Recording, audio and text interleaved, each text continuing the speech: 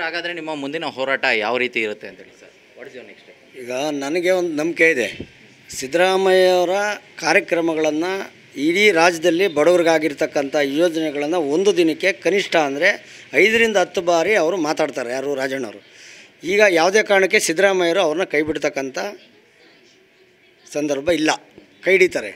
ಮುಂದಿನ ದಿನಗಳಲ್ಲಿ ಅವ್ರು ಏನಾದರೂ ಕೈ ಹಿಡಿತಾರೆ. ಮುಂದಿನ ದಿನಗಳಲ್ಲಿ ಈ ರಾಜಣ್ಣವ್ರನ್ನ ಮತ್ತೆ ಮಂತ್ರಿ ಮಾಡಬೇಕು, ಯಥಾವತ್ತಾಗಿ ಅವ್ರನ್ನ ಹಾಸ್ಪಿಟಾಲಿಟಿ ಕ್ಷೇತ್ರದಲ್ಲಿ ಜಾಗತಿಕ ವೃತ್ತಿಯ ಕನಸು ಇದೆಯಾ? ಜಾಗತಿಕ ಅಧ್ಯಯನ ಉದ್ಯೋಗ ಅವಕಾಶಗಳೊಂದಿಗೆ ಭಾರತದ ನಂಬರ್ 1 IIHM ನಲ್ಲಿ ಓದಿ. ಪ್ರವೇಶ ಆರಂಭವಾಗಿದೆ. ಈಗಲೇ ಸೇರಿ. ಸಹಕಾರಿ ಸಚಿವರನ್ನೇ ಮಾಡಬೇಕು, ಸಹಕಾರಿ ರಂಗನ ಉಳಿಸ್ಬೇಕು.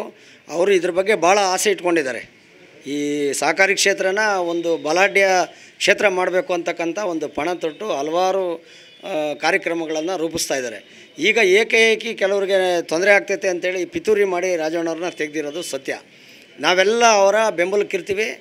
ಅವರ ಪರವಾಗಿ ಯಾವುದೇ ಹೋರಾಟಕ್ಕೆ ಎಲ್ಲ ಥರ ನಾವು ಸಿದ್ಧವಾಗಿ ಇರ್ತೀವಿ. ಮುಂದಿನ ಹೆಜ್ಜೆ ಏನು ಅಂತೇಳಿ ಸರ್? ಈಗಾಗಲೇ ರಾಜೀನಾಮೆ ಪತ್ರ ಅಂಗೀಕಾರ ಆಗಿದೆ, ಏನು ಮಾಡ್ತೀರಾ ನೆಕ್ಸ್ಟು ಅಂತೇಳಿ? ಅಲ್ಲ, ರಾಜೀನಾಮೆ ಪತ್ರ ಅಂಗೀಕಾರ ಆಗಿದೆ ಅಂತಂದರೆ ನಾಳೆ ಬೆಳಗ್ಗೆ ಬರ್ತಾರೆ, ನಾವೆಲ್ಲ ಸಭೆ ಸೇರ್ತೀವಿ. ಸಭೆ ಸೇರಿ ಎಲ್ಲರೂ ಸೇರಿ KNR ಅಭಿಮಾನಿಗಳು ಮತ್ತು ಎಲ್ಲ ಅಭಿಮಾನಿಗಳೆಲ್ಲ ಸಹಕಾರಿ ರಂಗದಲ್ಲಿರ್ತಕ್ಕಂಥ ಅಭಿಮಾನಿಗಳೆಲ್ಲ ಸೇರಿ ಏನು ತೀರ್ಮಾನ ತಗೊಂತಾರೆ ಅದಕ್ಕೆಲ್ಲ ನಾವು ಮುಂದುವರಿತೀವಿ.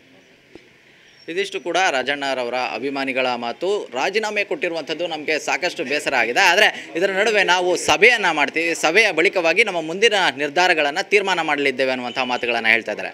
ಕ್ಯಾಮ್ರಾ ಪರ್ಸನ್ ವಿಜಯ್ ಜೊತೆ ಜಗದೀಶ್, TV9 ತುಮಕೂರು.